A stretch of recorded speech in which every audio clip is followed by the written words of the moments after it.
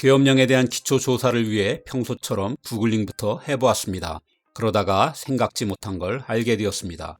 놀라울 정도로 자료가 없다는 것입니다. 계엄의 영어 단어인 마셜 로우를 중심으로 온갖 영문 검색어를 동원해 보았지만 소용없었습니다. 그 어떤 검색어에도 수백 수천 개의 자료를 쏟아내는 구글입니다. 단 한 개의 만족할 만한 자료를 찾지 못한 건 이번이 처음인 것 같습니다. 그러다 문득 깨달았습니다. 민주주의가 확립된 이 시대의 주요국들에서 계엄령은 일어날 수 있는 일이 아닙니다. 상상 범위가 아니니 진지한 연구도 없는 것입니다. 미국에선 1941년 일본의 진주만 공습으로 하와이에 계엄령을 선포한 게 마지막입니다. 선진국 중 가장 최근의 사례는 캐나다입니다. 퀘벡의 분리독립에 맞서 약 석 달간 퀘벡주에 계엄령이 있었습니다. 그런데 이것도 1970년이니 55년이나 지난 일입니다. 여러분도 구글 영문 검색을 해보면 알겠지만 검색 결과의 절대 다수는 12월 3일의 윤석열 계엄입니다. 그리고 아주 간간히 그간 계엄령이 잦았던 태국, 미얀마, 필리핀 사례가 나옵니다. 아시아에서 유일하게 제대로 된 민주국가로 평가받던 우리가 졸지에 그 수준이 된 것입니다. 해외 언론이 한국의 계엄을 크게 다루는 것도 일어나선 안 되는 나라에서 일어났기 때문입니다.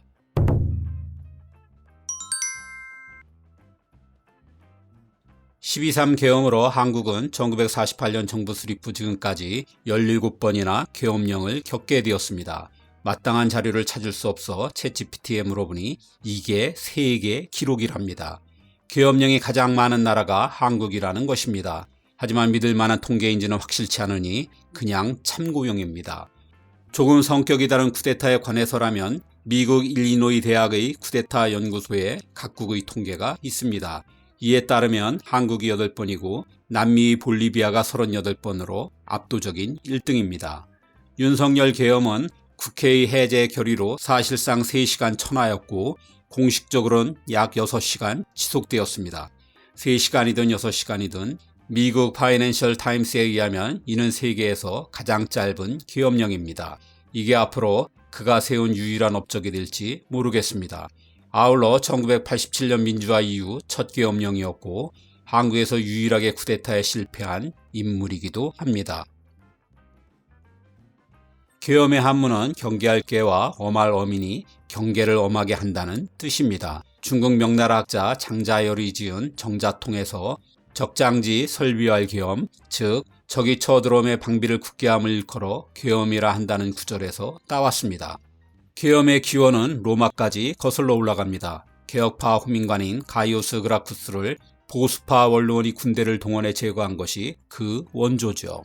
프랑스는 이를 최초로 법제화한 나라입니다. 프랑스 대혁명 후 사회 질서를 회복한다며 수차례 계엄을 선포했죠. 메이지 유신 시절의 일본은 프랑스의 계엄령을 그대로 받아들였습니다. 그리고 1948년 이승만 정권이 이를 이어받았습니다. 그해 여순순천 사건으로 대한민국 첫 계엄령이 발표되었고 제주 4.3 사건으로 이어져 제주도에서 끔찍한 민간인 학살이 자행되었습니다. 당시엔 계엄법조차도 없었습니다. 일단 저질러 놓고 뒤늦게 일본의 계엄법을 추인했죠. 윤석열 계엄은 190명의 출석위원이 만장일치로 해제 결의안을 통과시킴으로써 겨우 막아낼 수 있었습니다. 제적의원 과반 찬성은 박정희 정권의 유신헌법에서 처음 만들어졌습니다. 계엄 해제를 어렵게 하기 위해서입니다. 그 전엔 제적위원의 과반이 출석해 그중 과반이 찬성하면 되었습니다.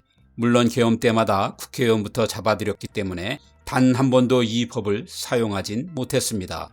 과거 계엄령 지속 기간을 찾아보니 1948년의 첫 계엄이 약 3달 반이고 마지막 계엄은 무려 15개월이나 계속되었습니다. 가장 짧은 비상계엄이 1달 반 정도입니다. 이러던 계엄이 이번엔 단 6시간 만에 공식 철회되었으니 발표부터 종료까지 얼마나 빠른 속도로 진행되었는지 알 수 있습니다. 과거의 계엄령은 모두 독재 정부가 목적을 달성한 후 스스로 풀었습니다. 그런데 이번은 달랐습니다. 정부보다 국민이 먼저 나서 국민의 동의를 얻지 않은 계엄령을 사실상 진압해버렸습니다. 이런 식의 계엄령 해제는 처음 있는 일입니다. 이 기괴한 계엄에 우리만큼이나 세계도 놀랐습니다. 당연히 여러 분석이 따랐습니다. 그중 가장 인상 깊었던 건 미국 AP통신이었습니다. 이를 간략히 소개합니다.